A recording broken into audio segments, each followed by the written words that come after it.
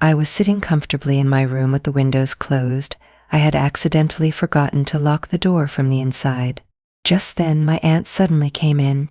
Seeing the scene in front of her, she immediately ran out. But I didn't think it was right to stop my work. When I came out, my aunt said, "Why, Samir, what were you doing inside?" I said, "Auntie, you know now. What else do you want to hear from my mouth?" Auntie said, "It's all fine, but you shouldn't have left your room unlocked." I said, "Auntie, how was I supposed to know that you would come into the room at the same time? Besides, I wasn't doing anything wrong." Auntie said, "That's not the point. But still, you know, when someone sees you doing that, they also start wanting to do the same." I said, "So Auntie, you should come in too." Auntie said, "My mind is also very much into it. But you know your uncle has been out of the house for many days, and I can't do all that alone." I said, "Auntie, if you don't mind, I can help you. I can do all that work with you." Auntie said, "You've gone crazy." Before Auntie could say anything else, I immediately ran away from there. Besides, I didn't want to do anything with my aunt. I had wanted to do that work for a long time, but I didn't have the courage to say yes. Today, since my aunt had seen me, it felt like the right time to bring it up, and the atmosphere was suitable too, so I decided to say it. This made me realize that there is a right time to speak up, and one should take that opportunity, because chances of your words being heard are much higher then. One day my uncle and aunt were working on the roof, and I was watching them do all that. I stood there for a while, and in front of me, it felt like a movie was playing out. I was really enjoying watching my uncle and aunt. My uncle was putting all his effort into the work. At that time, I was 22 years old and not married yet, and my aunt was very beautiful. She always joked and played around with me, and we had a good friendship. When my aunt first came to our house, she was quite proud, and she had every right to be because she was second to none. My aunt was tall and had a lovely figure. Her eyes were round and full. When she looked at me, it felt like she could see right through me. Whenever I spoke, she would make a face, and I realized then that she took pride in her beauty. My uncle worked for a private company that was about 50 kilometers away from our home. Sometimes he would come back late at night, and occasionally he wouldn't come home at all and would stay there instead. They were now making arrangements to live there permanently because coming home daily was becoming difficult. It was quite far for my uncle to come back home. When he didn't return, my aunt would stay alone in her room. I had seen my aunt alone many times, and from that, I realized that my uncle came home at midnight sometimes, and sometimes he didn't come at all. I could understand that he wasn't able to give my aunt as much love as she needed. One morning I noticed my aunt looked very sad, so I asked her, "What happened, Aunt?" "You look upset," she replied. "I don't feel well." I then went to the medical store and got her some medicine. After taking the medicine, my aunt went to her room.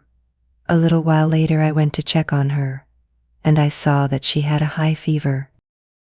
I said, "Aunt, Uncle won't be coming home today."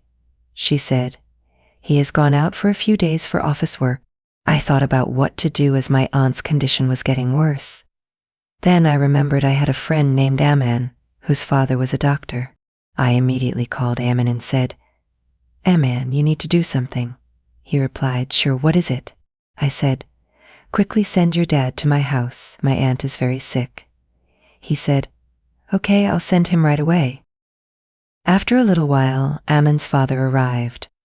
He gave my aunt an injection and prescribed some medicine. About an hour later, my aunt started feeling better.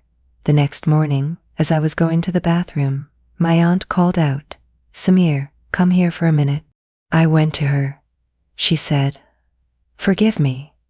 I asked, "For what?"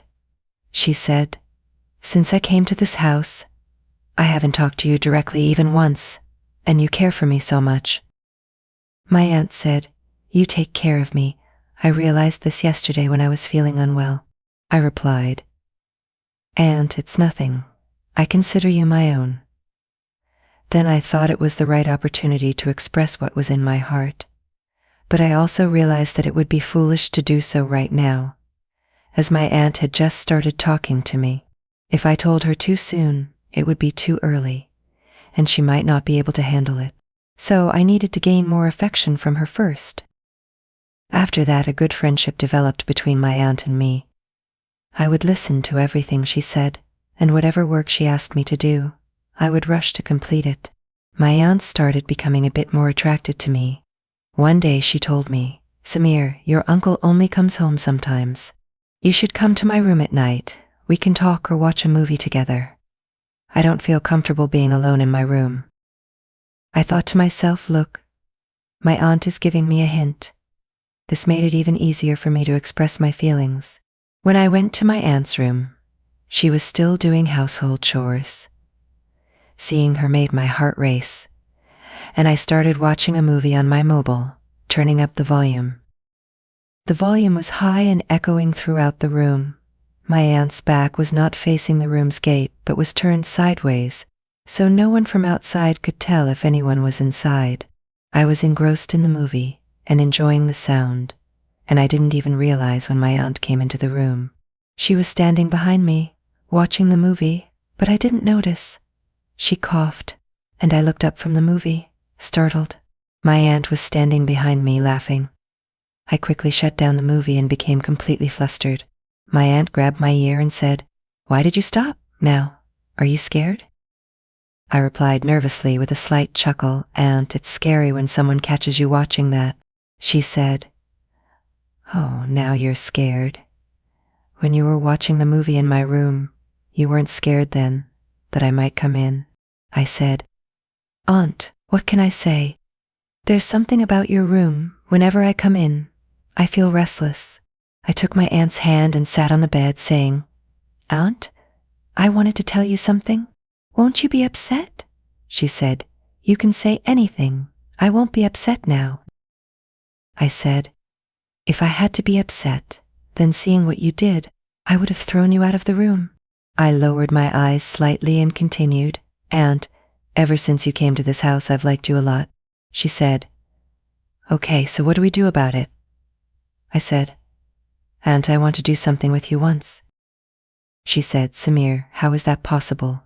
If your uncle finds out, he won't spare me." I said, "Aunt, we'll do it secretly from everyone in the house." She said, "No, I won't do that with you." I said, "Aunt, I promise you that no third person will find out about it." She said, "But Samir, I'm your aunt." I said, "So what? We're not doing anything wrong." She said, "You just watch. Your uncle comes home late at night, tired. Sometimes he makes you happy, sometimes he doesn't. I don't care about uncle. I know everything about your uncle. You just pretend to be happy." My aunt's face fell when I said this, and looking at her, I realized the truth. She said, "Yes, Samir, you're telling the truth. Time just passes by. I'm not happy with your uncle. He uses this as an excuse to go to bed early. After coming from so far, I'm tired and feeling sleepy. I can't keep forcing myself to make him happy. He should think about taking care of me. He only loves me when he's in the mood. He doesn't care about my feelings at all." Hearing this, I was taken aback. I said, "Aunt, that's why I care so much about you. That's why I'm saying I can make you happy. I understand all your feelings." Then my aunt held my hand tightly and said, "Oh, Samir, you understand so much. You've become so wise. I never paid attention to you before." I replied, "Yes, Aunt, I understand you completely." She said, "Okay, I'll think about it and let you know. Now you go back to your room." The way my aunt sent me back to my room didn't sit well with me, and my mood soured. I felt like. When I returned home, my aunt's mood was spoiled, and she was crying. I asked her, "Aunt, what's wrong?" "Why are you crying?" she replied. "Why shouldn't I cry? Your uncle used to come home after many days, and now he's gone for 6 months straight." She started crying even more. I sat her down on the bed and said, "Aunt, don't worry. Uncle had to go for his work, and I'm here to take care of you." As soon as I said this, my aunt hugged me tightly. After that, without saying anything, my aunt started with me, and things escalated from there. She was very sad and completely ready, and she gave me all her love without hesitation. I didn't hold back either. I fulfilled the desires that my uncle had left unfulfilled. I served my aunt all night, and around 3 a.m., we both fell asleep. The next day, when my aunt woke up, it was clear from her face that she was truly happy. Then, my aunt held my hand and said, "Thank you, Samir. I don't know how long you've been waiting to give me this happiness." I replied, "Aunt, you weren't even listening to me. Look at your face now, it's clear that you're happy from within." My aunt hugged me and said, "Thank you, my Samir." From that day on, I started sleeping in my aunt's room, and we both became happy every day. This is the story of my aunt and me, friends. How did you like my story? If you liked it, please let me know in the comments section. And to hear more stories like this, subscribe to my channel. I'll meet you again with a new story. Until then, goodbye.